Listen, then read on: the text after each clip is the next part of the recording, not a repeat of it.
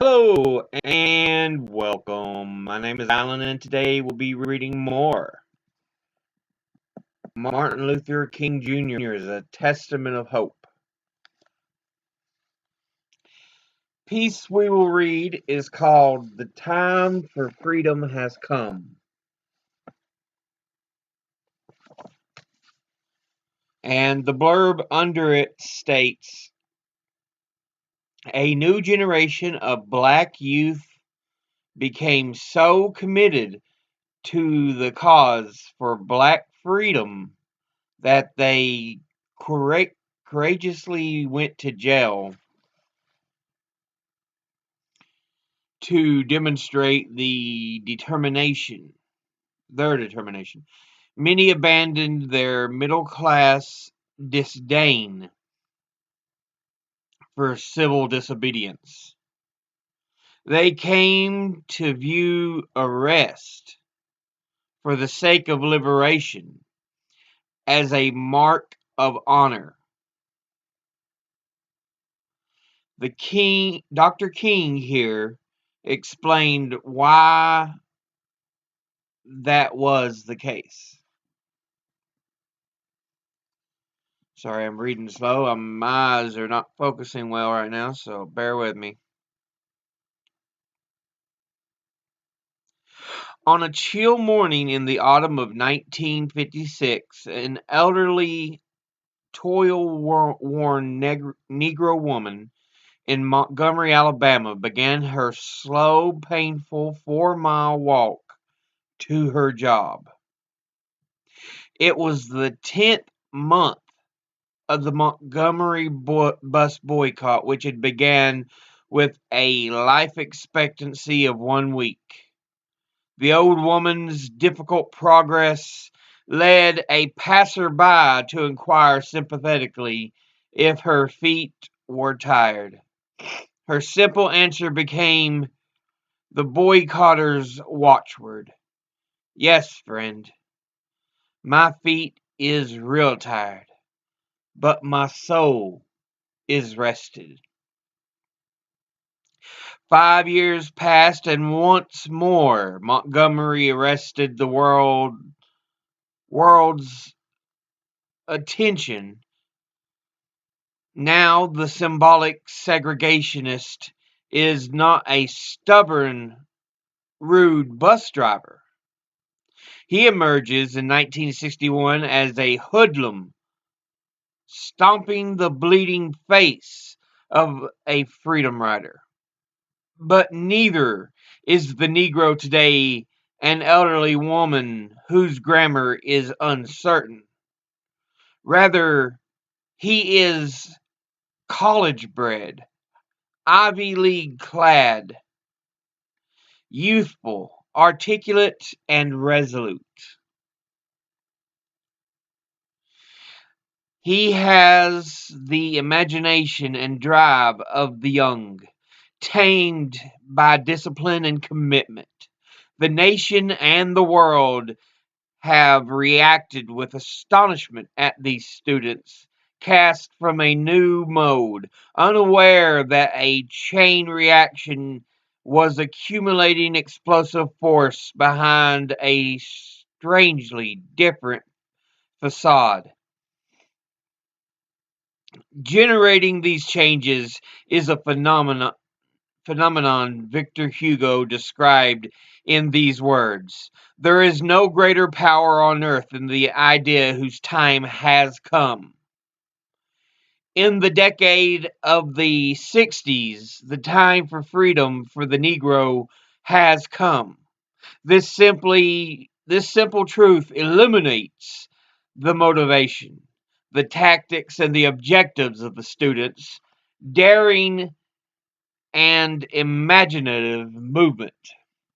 The young Negro is not in revolt, as some have suggested, against a single pattern of timid, fumbling conservative leaderships, nor is his conduct to be explained in terms of youth excesses. He is carrying forward a revolutionary destiny of a whole people consciously and deliberately. Hence the extraordinary willingness to fill the jails as if they were honor honors classes, and the boldness to absorb brutality, given even to the point of death, and remain nonviolent. His inner strength derives from his goal of freedom and the leadership role he has grasped, even at a time when some of his white counterparts still grope in philosophical confusion, searching for a personal goal with human values, searching for security from economic instability, and seeking relief from the haunting fear of nuclear destruction. The campuses of Negro colleges are infused with a dynamism of both action and philosophical discussion.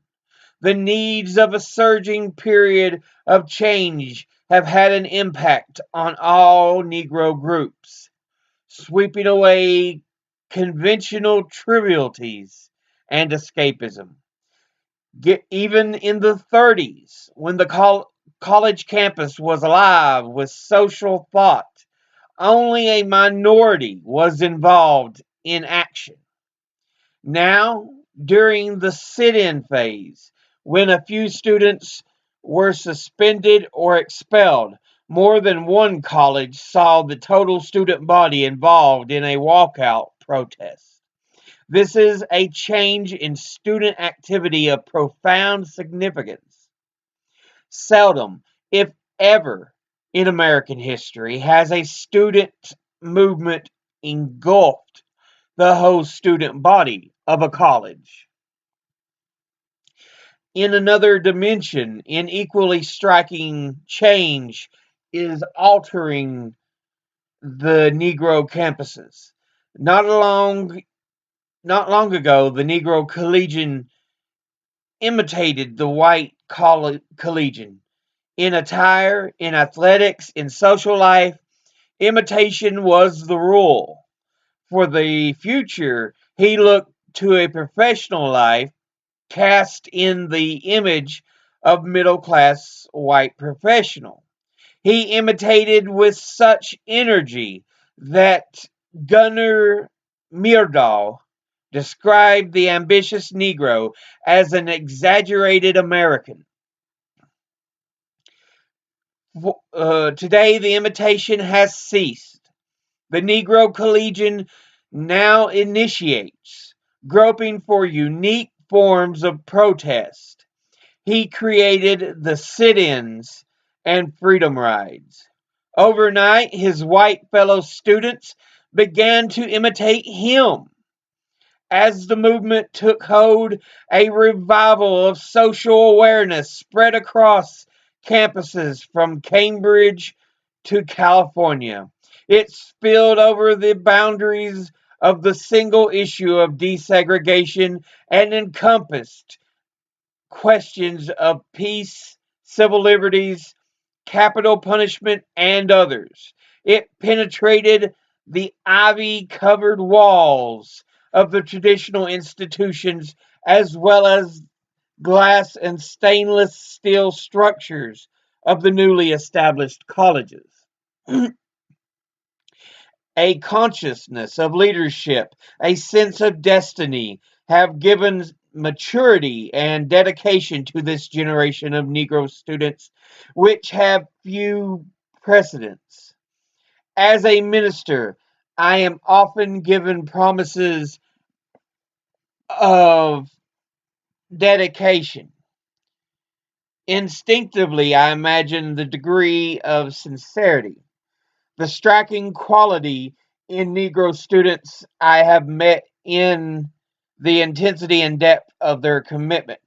I am no longer surprised to meet attractive, freshly dressed young girls whose charm and personality would grace a junior prom and to hear them declare in unmistakably sincere terms, Dr. King, I am ready to die if I must. Many of the students, when pressed to express their inner feelings, identify themselves with students in Africa, Asia, and South America. The liberation struggle of Africa has been the greatest single international influence on American Negro students. Frequently, I hear from them say that if their African brothers can break the bonds of colonialism, surely the American Negro can break Jim Crow. African leaders such as President Kwame Nkrumah of Ghana, Governor General Nnamdi Azikiwe of Nigeria, Dr. Tom Mboya of Kenya, and Dr. Hastings Banda of Nyasaland are popular heroes on most Negro college campuses.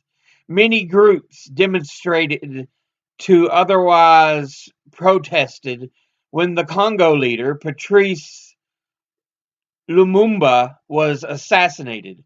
The newspapers were mistaken when they interpreted these outbursts of indignation as communist inspired. Part of the impatience of Negro youth stems from their observation that change is taking place rapidly in Africa and other parts of the world, but comparatively slowly in the South.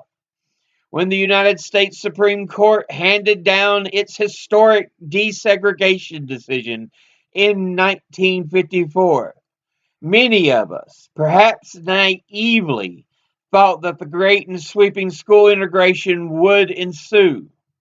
Yet today, 7 years later, only 7% of the Negro children of the South have been placed in desegregated schools. At the current rate, it will take 93 more years to desegregate the public schools of the South. The collegians say, we can't wait that long, or simply, we won't wait. Negro students are coming to understand that education and learning have become tools for shaping the future and not devices of privilege for a exclusive few. Behind this spiritual explosion a shattering is the shattering of a material atom. The future of the Negro college student has long been locked within the narrow walls of limited opportunity. Only a few professions could be practiced by Negroes, and, but for a few exceptions, behind barriers of segregation in the North as well as the South, few frustrations can compare with the experience of struggling with complex academic subjects, training to absorb concepts which may never be used or only half utilized under conditions insulting to the trained mind.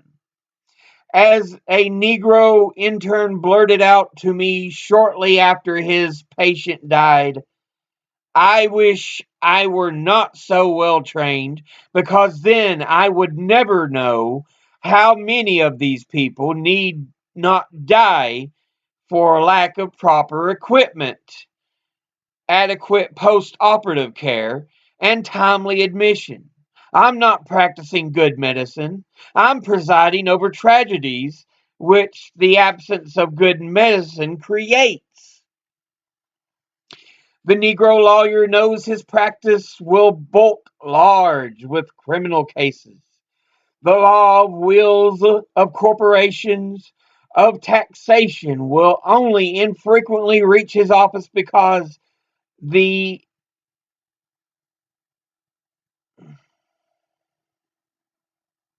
clientele he serves has had has had little opportunity to accumulate property. In his courtroom experience in the South, his clients and witnesses will probably be segregated, and he, as well as they, will seldom be referred to as Mr. Even worse, all too often, he knows that the verdict was sealed the moment the arrest was made. These are but a few samples of the real experience of the Negro professional, seen clearly by the student who has been asked to study with serious purpose. Obviously, his incentive has been smothered and weakened. But today, there more than ever, the Negro realizes that while studying, he can also act to change the conditions which cripple his future. In the struggle to desegregate society, he is altering it directly for himself as well as for future generations. There is another respect in which the Negro student is benefiting and simultaneously contributing to society as a whole. He is learning social responsibility. He is learning to earn through his own direct sacrifice the result he seeks. There are those who would make him soft, pliable, and conformist. A mechanical operation or a mechanical organization man or an uncreative status seeker. But the experience of Negro youth is as harsh and demanding as that of the pioneer on the untamed frontier because his struggle is complex. There is no place in it for the frivolous or rowdy. Knowledge and discipline are as indispensable as courage and self-sacrifice. Hence, the forging of priceless qualities of character is taking place daily as a high moral goal is pursued.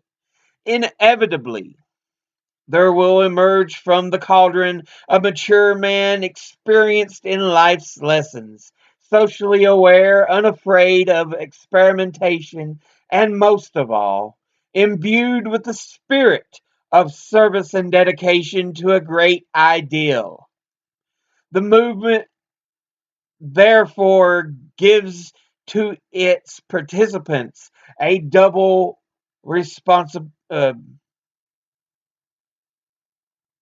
a double education, academic learning from books and classes, and life's lessons from responsible participation in social action. Indeed, the answer to the quest for a more mature, educated American to compete successfully with the young people of other lands may be present in this new movement. Of course, not every student in our struggle has gained from it. This would be more than any humanly designed plan could realize. For some, the opportunity for a personal advantage presented itself, and their charter was not equal to the challenge. A small percentage of students have found it convenient to escape from their own inadequacies by identifying with the sit-ins and other activities. They are, however, relatively few because in this form of escape, in which the flight from responsibility imposes even greater responsibilities and risks, it is not a solemn life for all of its seriousness. During a vigorous debate among a group of students discussing the moral and practical soundness of nonviolence, the majority rejected the employment of force As the minority dwindled to a single student, he finally declared, "All I know is that if rabbits could throw rocks, there would be fewer hunters in the forest." This is more than a witty remark to relieve the tensions of serious and even grim discussion.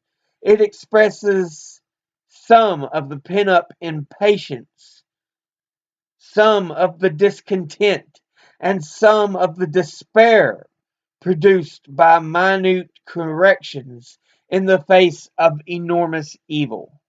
Students necessarily have conflicting reactions. It is understandable that violence presents itself as a quick, effective answer for a few. For the large majority, however, nonviolent direct action has emerged as the better and more successful way out. It does not require that they abandon their discontent.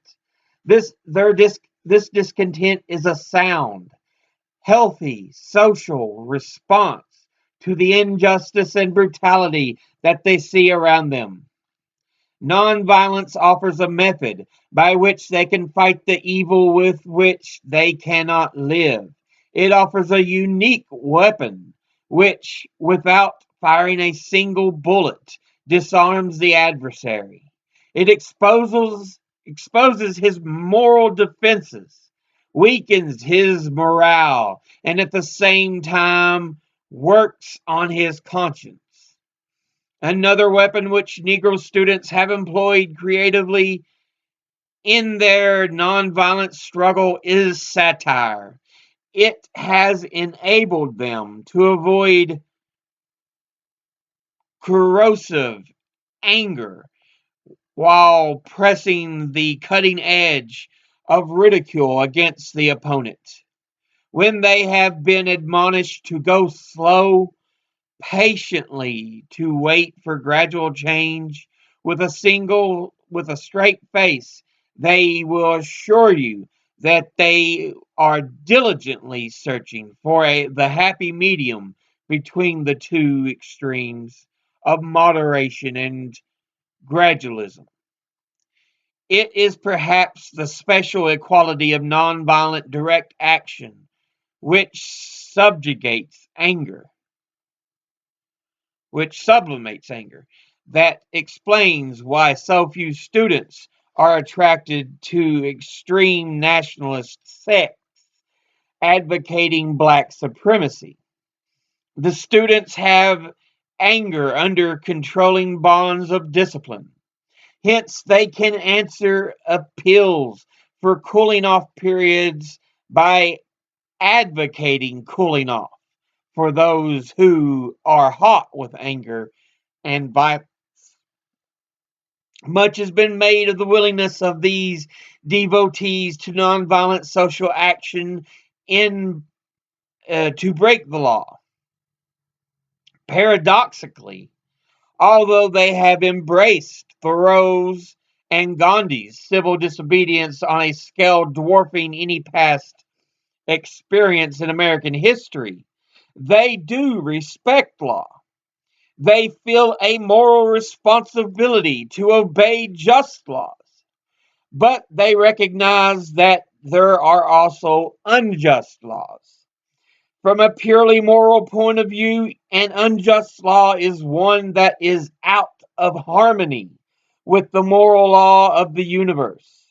More concretely, an unjust law is one in which the minority is compelled to observe a code that is not binding on the majority.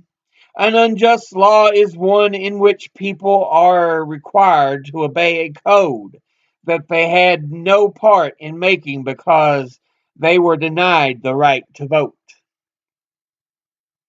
In disobeying such unjust laws, the students do so peacefully, openly, and nonviolently. Most importantly, they willingly accept the penalty, whatever it is, for in this way the public comes to re-examine the law in question and will thus decide whether it uplifts or degrades man. This distinguishes their position on civil disobedience from the uncivil disobedience of the segregationist. In the face of laws they consider unjust, the racists seek to defy, evade, and circumvent the law, and they are unwilling to accept the penalty. The end result of their defiance is anarchy and disrespect for the law. The students, on the other hand, believe that he who openly disobeys a law conscience tells him is unjust, and then willingly accepts the penalty, gives evidence thereby that he so respects the law that he belongs in jail until it is changed. Their appeal is to the conscience. Beyond this, the students appear to have perceived that what an older generation overlooked in the role of law. The law tends to declare rights. It does not deliver them. A catalyst is needed to breathe the life experience into a judicial decision by persistent exercise of the rights until they become usual and ordinary in human conduct. They have offered their energies, their bodies to effect this result. They see themselves the obstetricians at the birth of a new order. It is in this manner that the students have reacted themselves to and materialized the idea whose time has come. In a sense, the victories of the past 2 years have been spectacular and considerable because the student sitters in more than 150 cities in the South have integrated their lunch counters. Actually, the current breakthroughs have come about partially as a result of the patient, legal, civil, and social ground clearing of the previous decades. Then, too, but slowly, the national government is realizing that our so-called domestic race relations are a major force in our foreign relations. Our image abroad reflects our behavior at home. Many liberals of the North as well as the South, when they list the unprecedented programs of the past few years, yearn for a cooling off period. Not too fast, they say. We may lose all that we have gained if we push faster than the violent ones can be persuaded to yield. The view, though understandable, is a misleading of the goals of the young Negroes. They are not after mere tokens of integration. Tokenism, they call it. Rather, theirs is a revolt against the whole system of Jim Crow, and they are prepared to sit in, kneel in, wait in, and stand in until every waiting room, restroom, theater, and other facility throughout the nation that is supposedly open to the public is in fact open to Negroes, Mexicans, Indians, Jews, or what have you.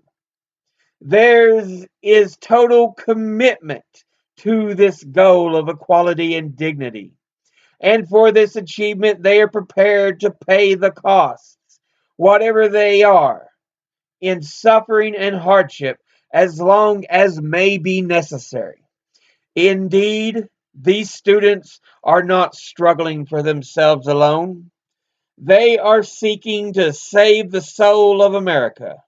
They are taking our whole nation back to those great wells of democracy which were dug deep by the founding fathers in the formulation of the Constitution and the Declaration of Independence. In sitting down at the lunch counters, they are in reality standing up for the best in the American dream. They courageously go to the jails of the South in order to get America out of the dilemma in which she finds herself as a result of the continued existence of segregation. One day, historians will record this student movement as one of the most significant topics of our heritage. But should we, as a nation, sit by as spectators when the social unrest seethes?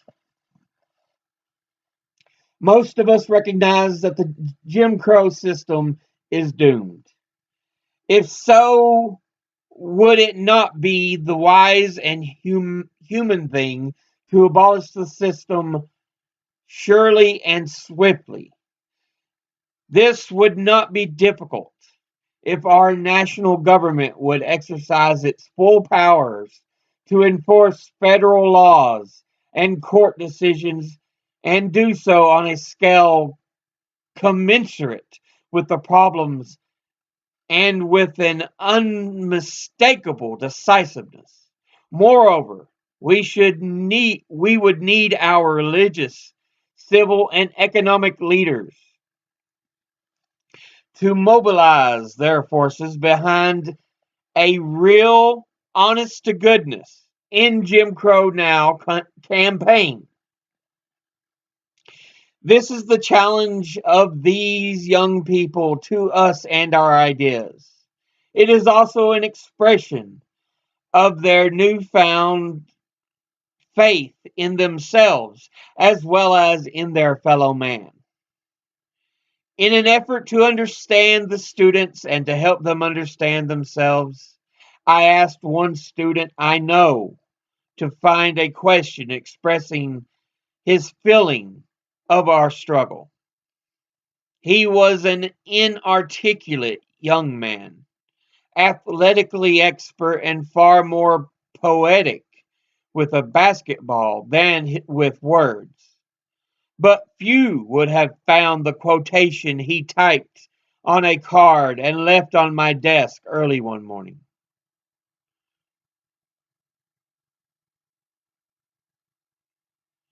I sought my soul, but my soul I could not see.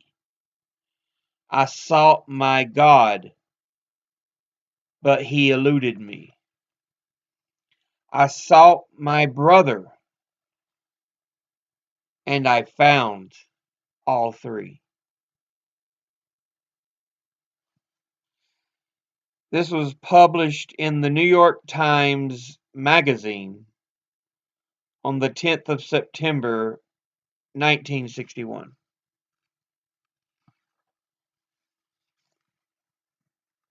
So, yeah, in this, Dr. King talks about the impact he sees from youth on the civil rights movement. You know, they are fighting just as hard, even though there are older people who've experienced it a lot longer and a lot worse.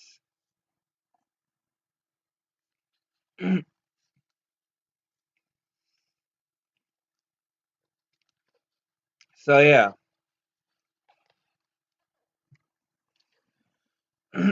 Dr. King talking about how the youth contributes to the civil rights movements, especially with their sit-ins.